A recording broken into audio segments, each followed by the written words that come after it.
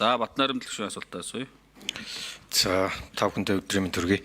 За сая дашбаруудараа та оюут толгой эрдэнэтийн хаягдл ярьчлаа. За та мэрэгжлийн яамны төрийн нэрийн бичгийн дарга тийм хаягдл гэдэг үг дахиж хэрэглэж болохгүй шүү дээ. Наадад чи хүмүүс улс төржилж хэрэглүүлээд хаягдлаас хэдэн сая хэдэн зуун сая доллар олж байгаа юм шиг яриад байдаг байхгүй үгүй шүү. Наа чи үүсмэл орд гэдэг те. Энд чи ондоо технологиор боловсруулж байгаа үн цэнтэй хөдөр шүү. Тэгэхээр дахиж хаягдл гэдэг үг таны мэрэгжлийн үн яамнаас гарч болохгүй гэдгийг аль бисдэр хэлээ. За өнөөдөр гэлтгүй л дээ. Ер нь хаврын чуулган эхлээд бидний хамгийн чухал ярилцах ёстой зүйл бол яг энэ 2024-өөс 2028 оны засгийн газрын үйл ажиллагааны хөтөлбөрийн хэрэгжилт татварлагчдын мөнгө буцаад ард иргэдэд амьдралд нь хэр хүрсэн бэ гэдгийг одоо хэрэгжсэн дүгнэлтийг өнөөдөр бид нэр ярьж байна л та. Тэгэхээр үнэхээр хамгийн чухал юм а бид нэр өнөөдөр ингээд цаг хугацаатаа тулгаж ярьж байгаа жоохон харамсалтай байна.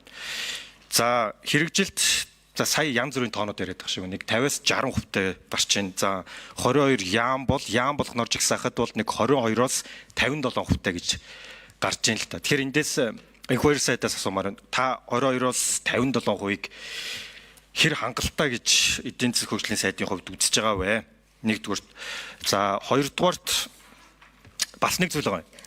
Засгийн газрын 2024-өөс 2028 оны үйл ажиллагааны хөтөлбөрт за төлөвлөгөөндөө тусгасан 2025 онд төлөвлөгөөндөө тусгасан 1234 төсөл арга хэмжээний төлөвлөгөөндөө туссан арга хэмжээний 13% нь 2025 оны төлөвлөгөөнд бодитоор туссан байгаа шүү. Тэгэхээр бид нэг төлөвлөгөө гээд баталснаар ингээд 13%. Үлдсэн 87 тэгэхээр ерөөсө төлөвлөгөөндөө тусахгүй байж байгаа хөндлөнгөөс орж ирсэн гэж л уншигтаад байна л.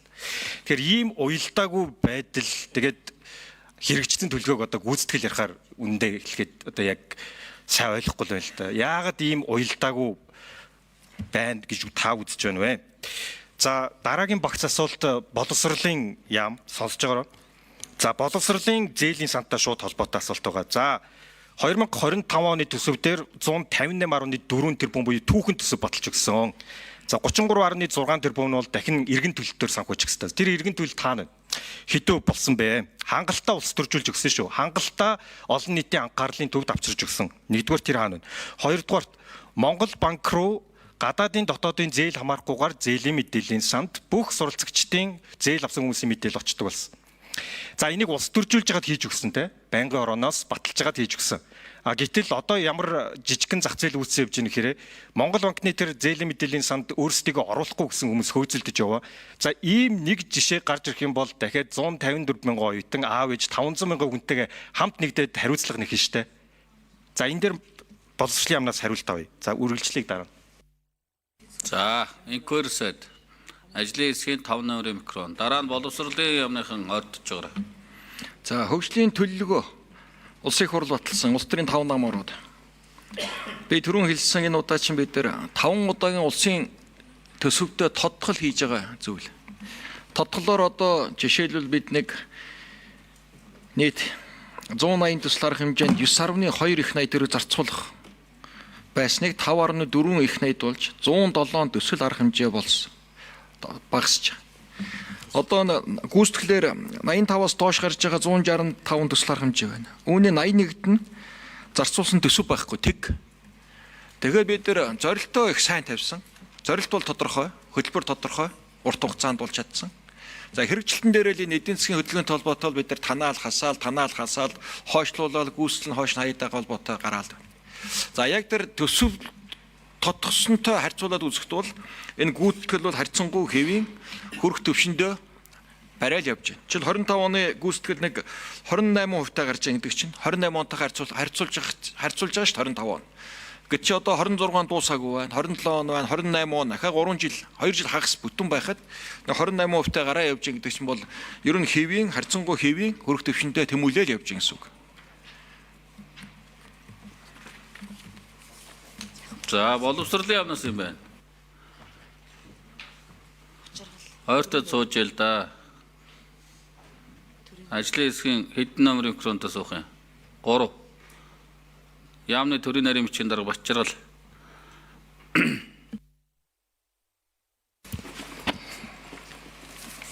За боловсролын яам гишүүний асуултанд хариулъя. За гишүүний хэлсэнчлэн Монгол банкны зээлийн мэдээллийн санд зээлдэгчдийн мэдээлэл гадаад дотоод гэлтгүүгээр орсноор бол бас эргэн төлөлтөнд бол бас нэлээд түлхэж болсон. 2025 оны төсвийн жилийн эцсийн гүйцэтгэлээр одоогоор 17.6 тэрбум орсон байгаа. Биелэлтүүл 53.2% гэсэн үг. За Монгол банкны зээлийн мэдээллийн санд нэгэнт очисон мэдээллийг ямарваа нэгэн байдлаар одоо тэндээс буцааж одоо гаргах тэр асуудал бол огт явагдаагүй. Зүгээр зарим нэг асуудал үүсэж байгаа, тэр нь шүүхийн шийдвэр. Иргэд өөрийн одоо хууль ёсны эрх ашигаа зөрчигдсөн гэж үзээд шүүхийн байгууллагт нэхэмжил гаргаж түүний дагуу шүүхийн шийдвэрүүд гараад бас явж байгаа. За нэмж гүйцэж хариулъя. 3 номерын микрофон.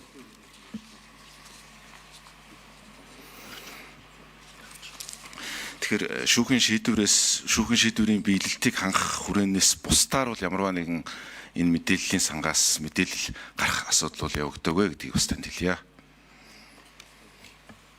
Тодруулах уу? За Батнайрамд гишүүн тодруулах 1 минут. За 17.6 тэрбум төгрөг 2025 онд иргэн төлөгдсөн. За энэ бол урд өмнөх 5 жилтэй харьцуулах юм бол 5-аас 6 дахин сайжирсан үзүүлэлтгүй.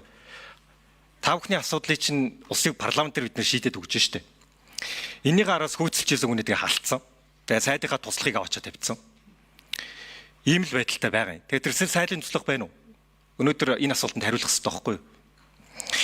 Яг гэх юм бол татвар төлөгчдийн мөнгөнд өөрөөр ондоогоор ханддаг энэ явдал хизээж байж болохгүй байхгүй юу? Хизээж байж болохгүй.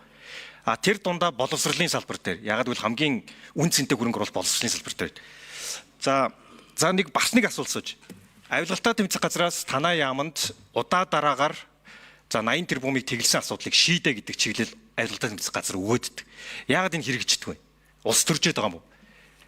Яг тийм үгүй гэж байгаа та хэлээдэг. За баярлалаа. За ажлын хэсгийн 3 номерын микрофон. Төрийн нарийн Бачрал дарга.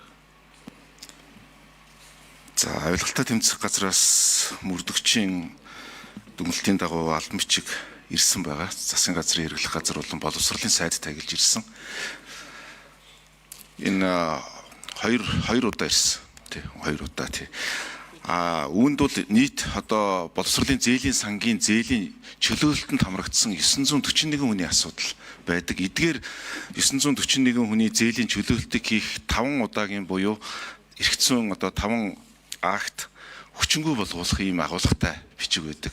Үүний хүрээнд тухайн үед хүчин төгөлдөр мөрдөгдөжсэн хууль болон журмын хүрээнд энэ асуудлыг шийдвэрлээд гэрээний биелэлд хангагдсан гэж үзээд чөлөөсөн асуудал байдаг. Харин түүнээсээ ялгаад ямар нэгэн гэмт хэргийн шинжтэй байж болцсошгүй гэсэн асуудлаар авилгалтаа тэмцэх газар дээр хяналт шалгалтын Гүйцээж 1 минут. зээлийн сангийн холбогдох бичиг баримт архивын баримтууд бол одоо шалгагдаад ингээд явж байгаа. За түүнийг дуусгаас нь өмнө урьдчилаад өмнөх гарсан нийт 941 хүний асуудлыг бүрэн чөлөөлсөн тушаал шийдвэрүүдийг хүчингүй болгох нь эргээд нөгөө талдаа 941 хүнтэй холбоотой яг гэрээний биелэлтэд шударгаар бас биелүүлсэн төрийн албандаа эргээд 5 болон түүнээс дээш жил ажилдсан эдгээр хүмүүсийн эрх ашиг зөрчигдөх учраас дахиад бас эц төгсгөлгүй шүүхийн маргаан гарах бас нэг эрсдэл байгаа. За энэ чиглэлээр бас боловсролын яамнаас 2025 онд засгийн газрын хуралдаанд бас хилцүүлж танилцуулсан. За энэ 5 шийдвэртэй холбоотой бас эрх зүйн актын зарим нэг хуулийн үндслэлээр хөөн хилц хугацаа бас дууссан асуудал байдаг. Тэгэхээр энэ гэмт хэргийн шинжтэй асуудал нь хуулийнхаа байгууллага шалгадаад холбогдох шийдвэр нь гараад явна гэж үзэж байгаа. Батнайрамд гишүүн танд 1 минут байгаа. За 1 минутаа. За ингээд гүлэг төрүүлж байгаа юм шиг ярихгүй. Тэр чөлөөлөлтүүд бол бүгдээрээ хууль бус байхгүй юу? Хууль бус бол хууль бус. Хууль бус гэдэг авилгалтаа тэмцэх газар маш ойлгомжтой хар дээр цагаан дээр хараар биччихээд штэ. Хууль бус тушаал гарсан бол чөлөөлөгдөх л ёстой. Тэр хууль бус тушаалыг хүчингүй болгоо гэд АТГ хэлээд хахад та нар ажлаа хийхгүй байхгүй юу? 80 тэрбум төгрөгийн асуудал ярьж байгаа штэ. 80 тэрбум төгрөг иргэн төлөгдсөн бол дахиад 2-3 мянган хүүхдэд боловсролын боломж олох байсан шүү. өдөр болгон боловсролын боломж алдагдж байгаа штэ эндээс чинь болж те. Тэн дотор чин хулх сургууль төгссөн хуурамч дипломтой хүмүүсийг хүртэл чөлөөлөгдсөн явж байгаа штэ. Өндөр албан тушаал ашиж байхдаа хүртэл чөлөөлөгдсөн штэ. Бүгд хууль бус чөлөөлтүүд. Хууль бус гээд АТГ хэлсэн байхад та нар зүгээр л ачлаа хийх хэрэгтэй. Эсвэл дарамт шахалт байж байгаа бол ард түмний хүмүүс тэр дарамт шахалтаа шууд хийх хэрэгтэй. За үг гэлээ.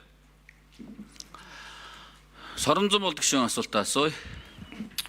За эдийн засгийн хөгжлийн яамнаас эдийн засгийн бодлогын хүрээнд ерөнхийдөө